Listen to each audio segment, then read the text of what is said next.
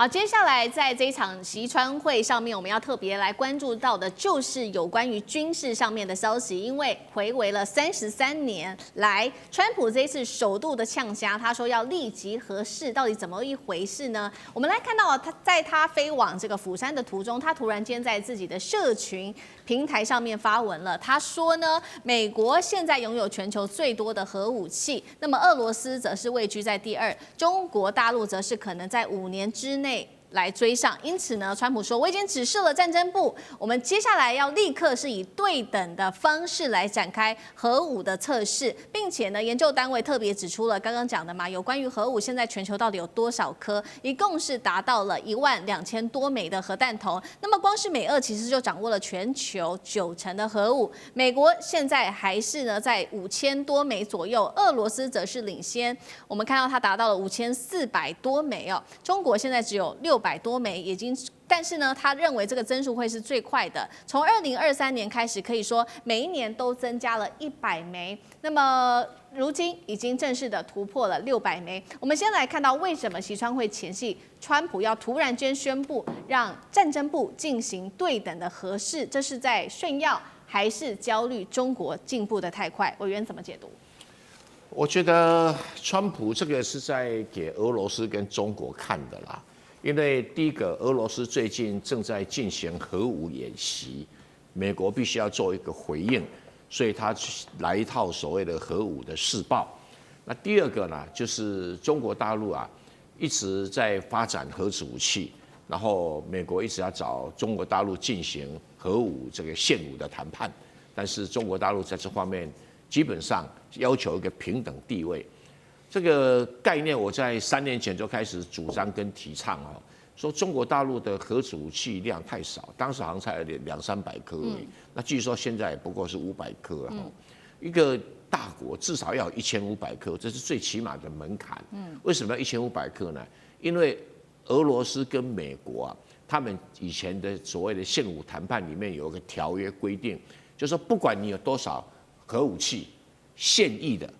可以服役的最高上限1500颗，是，所以我的1500颗是这样算出来的，是，所以双方面的载台也只有1500个，比如说你轰炸机、你潜水艇，然后你这个什么驱逐舰或者陆基，可以发射所有的核弹头的这些武器平台载台，全部加起来不给超过1500个，这是当时限武谈判的规定，所以我才主张中国。最起码要1500个，并不过分嘛。那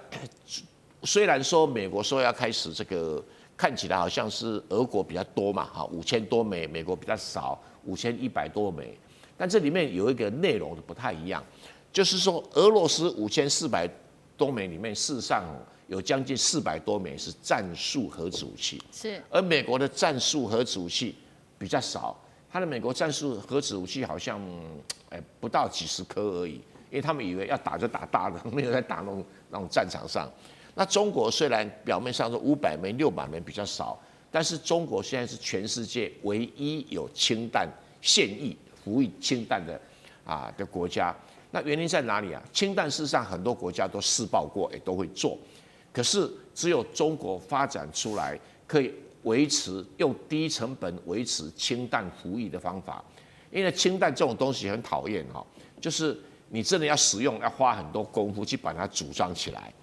那如果平常把它摆着，它很容易就失去功能，因为里面氢有一个比较特殊的现象在这里面。可是中国很久以前就找到一个说很低成本的方式，可以日常维持它服役的功能。那如果有氢弹的话，一颗氢弹大概可能会抵上将近快要100颗的核子弹，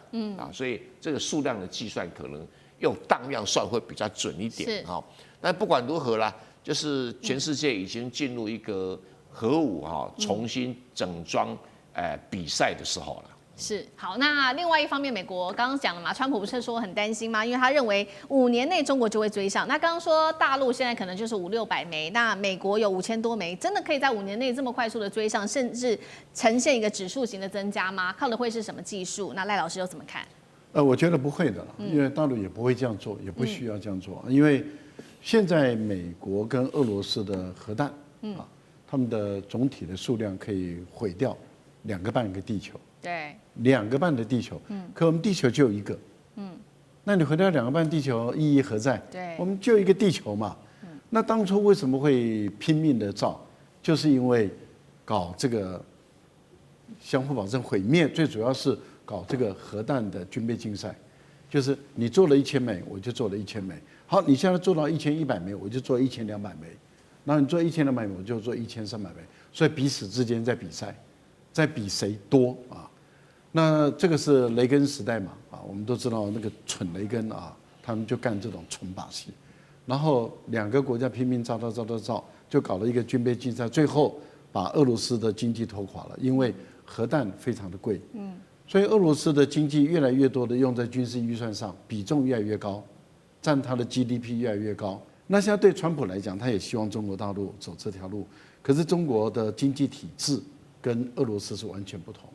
俄罗斯是封闭型的，中国是开放型的，所以中国的经济是跟全世界融在一起，融在一起，所以中国大陆的人口数比俄罗斯多很多，比美国也多。假设我们一看了，俄罗斯1亿人口，美国3亿多人口，那中国是14亿人口，所以当时美国人可以用军备竞赛的方法拖垮俄罗斯，可是美国人没办法用军备竞赛的方法拖垮中国大陆，因为中国大陆人口基数大，然后经济体大，那经济量体大的话，它基本上来讲可以跟你打得起一场军备竞赛。是，但是我为什么一开始我就说大陆不会这样做？因为你制造那么多，你毁掉2个半地球，但是地球就有一个都没意义嘛。那我觉得中国大陆的核武的数量的目标在哪里？就是说我可以确定保证足够毁掉你整个美国跟你的盟国，这个数量就够了。是，也就是说美国盟国加起来，我的总数量能够毁掉你，那这样就够了。为什么？因为我只要定出这样的一个标准，那你不敢打我，也就是核弹就打不起，打不得，也不敢打，就3个不就可以了。那所以我不需要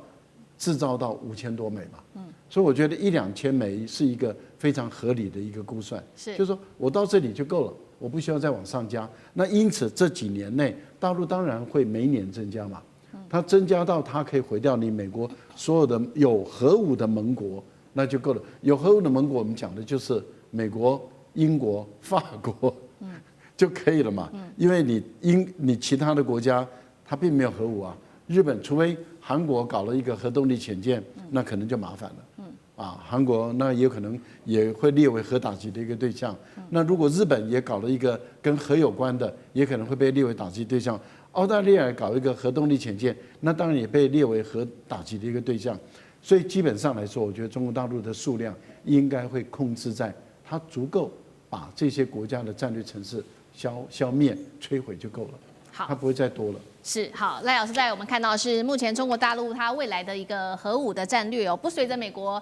随之起舞啦，那走自己在这个核武上面的制造，也不过度的制造。那另外一方面，我们来看到在川普这一次最新放话之后，我们来看到另外一头，其实普丁是立刻有所行动的。我们要来看到俄罗斯做了什么？俄罗斯宣布成功试射了海神核动力的鱼雷。那这款武器也带稍微观众朋友看一下能够引发的是大规模放射性的海啸，对沿海地区会造成这种毁灭性的影响。那么它搭载的是2万吨级的一个核弹头，动力就是来自于液态金属冷却的反应炉，射程现在说高达了1万公里，时速185公里，是结合核鱼雷跟无人载具的一种混合的核武。更惊人的是呢，在这个时刻，普丁也同时展示了他的海燕核动力巡弋飞弹，射程则是1.4万公里，可以突破任何飞弹防御系统。英国智库说了，现在呢把这个飞弹部署在任何俄罗斯的这个地方境内，都能够打到美国的本土。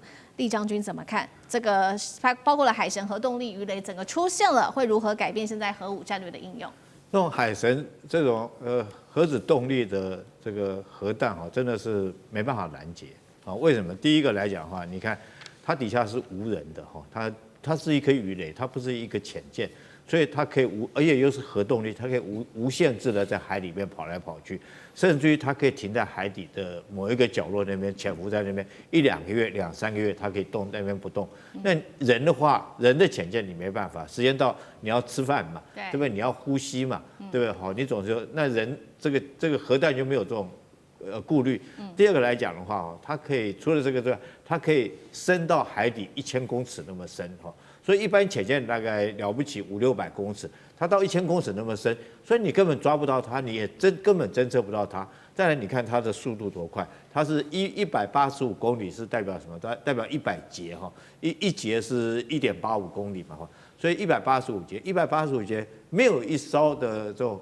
不要说潜舰追不到它的速度，潜舰了不起，就算你30节好了，你也追不到它。就算是你发射鱼雷，鱼雷也到不了这种速度。所以说你根本就没有办法拦截它。就算是你知道它了，你知道它正向你攻击过来，你也没有办法去拦截它。尤其是说它200吨级的这个弹头威力，它如果潜伏在那边，它可以攻击你沿岸的所有港口，造成一个核爆引爆以后，造成一个海啸。大概所有的港口里面哈，这个所有的船只，甚至于城市哈，一个海啸大概就淹灭了。那如果说是我不攻击你的港口哈，我攻击你的舰队来讲的话，你想想一个舰队，大概你经过它躲在下面哈，这个2、3个月、3、4个月，那你舰队从那边经过的时候，它一个核引爆，整个舰队就报销了。这个是海底的，那天空中的它用海燕哦，那也是一样，海燕也是同样道理，它是巡弋飞弹。所以它也没有人的